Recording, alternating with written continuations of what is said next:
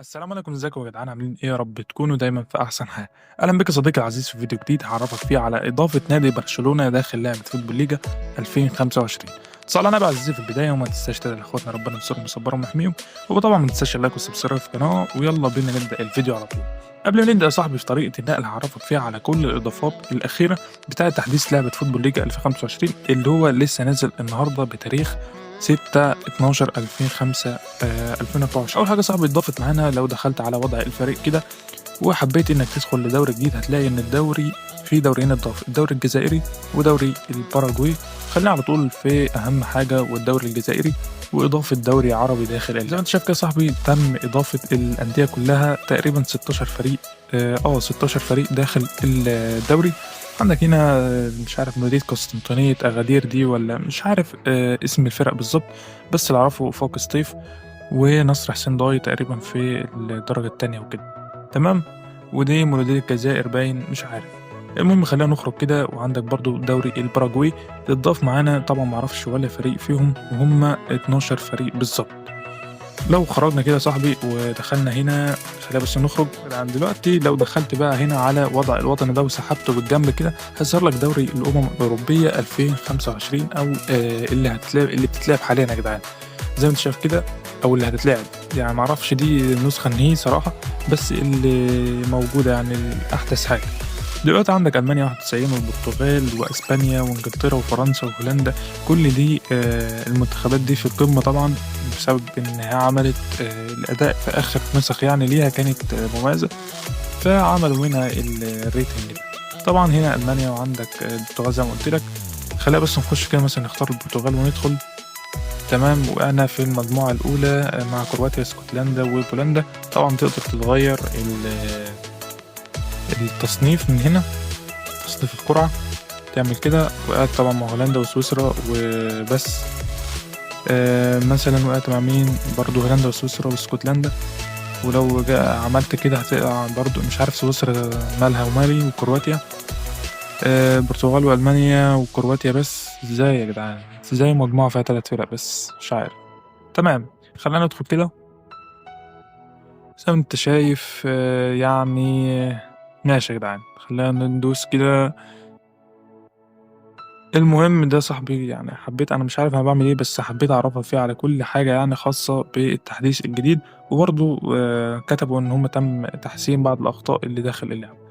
تمام يا جدعان، خلص دلوقتي اول جزء من الفيديو. تعالى بقى ندخل على الجزء التاني، وهو اضافة نادي برشلونة الأخير، أوتكم نادي برشلونة الأخيرة بتاعة الكلاسيكو يا جدعان. الكلاسيكو اللي لعبوه ضد ريال مدريد ونقحوا الريال، مش عارف 4-1 ولا 4 كام. المهم إن هي جايب لك الأوتكم بتاعة نادي برشلونة بالشكل اللي لعبوا بيه الكلاسيكو. تعالى بقى دلوقتي يا صاحبي ندخل على طريقة نقل الأوتكم والشعار بالكامل. تمام يا جدعان، هتجيب واجهة الخطة اللي قدامك بالشكل اللي قدامك ده. معرفش مين ده، مين ده يا جدعان اللي حاطينه في تشكيل برشلونة، اللي هو أصلا المفروض 69 ريال. مش عارف، مفيش اي دي ام اصلا. انت تعالى اصلا، تعالى. تمام يا جدعان، دلوقتي تعالى بقى ندخل على تغيير اللعب. بعد كده هتيجي على تغيير القميص، وهيظهر لنا 4 قمصان بالشكل اللي قدام ده. مش عارف هيضيفوا الطقم التالت امتى يا جدعان. حقيقي حرفيا اللعبة اقسم بالله انا مخنوق منها جدا، وهعمل لكم فيديو عن، بص هقول لكم شوية كوارث كده اللعبة بتعمل.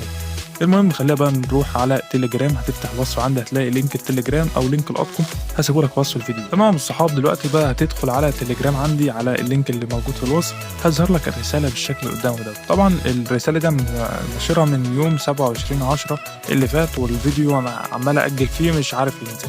المهم ان انا حاولت بقدر الامكان انزله مع فيديو التحديثات دوت، وكويس ان هو نزل يعني. عندك هنا يا صاحبي، عندك شعار برشلونة، الطقم الأساسي اللي هو الأحمر فأزرق، بعد كده الطقم الاحتياطي الأسود، بعد كده الطقم التالت اللي هو مايل للأخضر مش أخضر، وبعد كده الطقم الرابع اللي هو الأصفر، طقم الحراس الأساسي الأصفر، وطقم الحراس الاحتياطي الأخضر، طقم الحراس التالت اللي هو الأسود، وآخر طقم للحراس اللي هو الرابع مش عارف فين صراحة، مش عارف، تقريبا أنا مضفتوش. المهم يعني في خلال نزول الفيديو ده هتلاقي طقم الحراس الرابع إن شاء الله، لو لقيته هنزله. المهم يا صديقي، اول حاجه تعالى بقى ناخد لينك الشعار كده. هتدوس على الشعار يا جدعان، الشعار مش الرساله. كانت بتكتب لي مش عارف اخد النسخ، او مش عارف اخد الشعار نسخ. هتيجي هنا على الشعار نفسه او اللينك نفسه، هتدوس عليه ضغطه مطوله، بعد كده نسخ الرابط. بعد كده هتروح رايح للعبة. تمام يا جدعان، دلوقتي أول حاجة هتعملها هتيجي على أيقونة الشعار بتاع نادي برشلونة، هتدوس على الأيقونة هيظهر لك الواجهة دي، هتدوس على لينك وهتعمل موافق. بالظبط ثانيتين هيظهر معاك لينك شعار برشلونة أو شعار برشلونة بالشكل اللي قدامك ده. هتيجي برضو على الاسم، تمسح بقى القرف ده، تكتب مثلا أي اختصار بقى، مثلا بي سي مثلا، سي ايه اللي انا بقوله ده، اف بي سي. تمام، المفروض ان ده الشعار اللي هو الاختصار الحقيقي يعني. ما علينا، هتيجي هنا على ايه اللي انا بقوله ده يا جدعان، ايه اللي انا بقوله ده هتكتب برشلونة يا عم، هتكتب هنا بار، وبعد كده تكتب سي يا جدعان، سي برشلونة اهي، برشلونة يعني، وهيظهر لك بالشكل اللي قدامك دوت. طبعا ضفنا برشلونة والشعار ظهر معانا. هتيجي هنا على تغيير اللاعب تاني، وهتدخل على تغيير القميص وهتثبت الواجهة دي. بعد كده تروح للتليجرام. تمام يا صديقي، هتيجي بقى هنا على الطقم الأساسي اللي هو ده، هتاخده نسخ كده. بعد كده هتروح رايح للعبة. بعد ما تفتح اللعبة يا صديقي ويظهر لك الخانة دي، هتيجي هنا على أيقونة الطقم الأولاني، هتعمل لاصق اللينك هنا وهندوس موافق. ثانية بالظبط هيظهر معاك الطقم الأساسي يا جدعان، الطقم الأساسي الأزرق في أحمر هيظهر معاك. هترجع بقى تاخد باقي الأطقم. هتيجي هنا صاحبي بقى على الطقم الاحتياطي اللي هو التاني أو التالت، يعني شوف أنت تختار. أنا هختار الرابع اللي هو الأصفر ده. شوف أنت هتختار، هما طقمين من 4 ماشي. أنا هاخد بقى لينك الشعار ده نسخ. بعد كده هروح للعبة. تمام يا جدعان، هتيجي بقى هنا على الطقم الأسود ده، هتدوس على أيقونة القلم. بعد كده هتعمل لاصق اللينك وهتدوس موافق. هيظهر معانا صاحبي الطقم التاني او الطقم الرابع للفريق وهو الاصفر. بعد كده هتيجي بقى لطاقم الحراس، تروح رايح على التليجرام.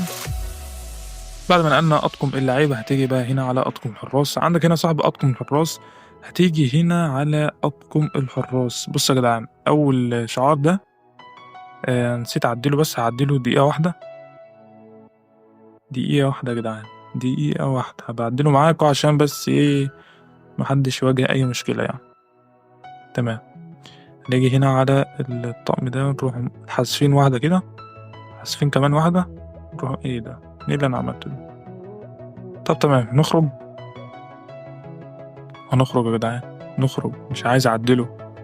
طب تمام، دلوقتي انا اللينك بتاع الشعار ده بتاع الحراس فيه مشكلة، فهعدله برضو وارجع لكم تاني يعني. انا هنقل اخر طقمين دول، اللي هو الطقم الاخضر والاسود، والاول ده هعدله لكم، والرابع برضه هضيفه لكم يا جدعان. اول طقم بقى هناخد الاخضر ده. بعد كده هتروح رايح اللعب. تمام بالصحاب، دلوقتي بقى هتيجي على ايقونة القلم بتاعة الطقم الاخضر، هتظهر لك الواجهة دي، هتدوس على لاصق يعني وهتعمل موافق، وهيظهر لك الطقم الاخضر الاول الحراس يعني. هتيجي بعد كده تروح بعد كده للتليجرام. اخر طقم يا صاحبي هتاخده هو الطقم التالت بقى، او شوف هتختار ايه. انا هاخد الطقم التالت ده مثلا، نسخ الرابط. بعد كده هرجع للعبة. تمام يا جدعان، هتيجي هنا على اخر ايقونة وهتدوس على ايقونة الطقم الاصفر، هتعمل لاصق اللينك هنا وهتدوس موافق. ظهر معانا الطقم الاسود للحراس بالشكل اللي قدامك ده. تعالى بقى نستعرض كل الاطقم اللي معانا النهارده. تمام يا جدعان، دلوقتي ده الطقم الاساسي يا جدعان، الطقم الاساسي زي ما ظهر قدامك كده، يعني بعيدا عن الرقم يعني مبوظين يا جدعان، اقسم بالله مبوظين اللعبه جامد، المطورين مبوظينها حرفيا، بس انا متغاظ منهم بصراحه.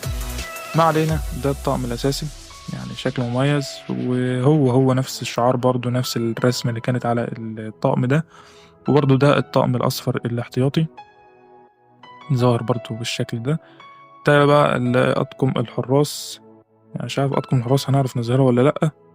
بعد ما اكتشفت يا جدعان ان ما ينفعش اظهر او مش هعرف اظهر الطقم بتاع الحراس، فخلاص دلوقتي وصلنا بقى لنهاية فيديو النهاردة. عرفتك فيه على كل حاجة، يعني حرفيا عرفتك فيه على التحديثات، الإضافات الجديدة، على كيفية إضافة نادي برشلونة بأطقم الكلاسيكو داخل اللعبة. فمش بقى حاجة غير إنك تصلي على النبي قبل ما تمشي، وتروح عليا بلايك، وما تنساش تشترك يا جدعان في القناة عشان الدعم حرفيا واقع في الأرض. وبس كده يا صاحبي، أشوفك الفيديو الجاي إن شاء الله، مع السلامة.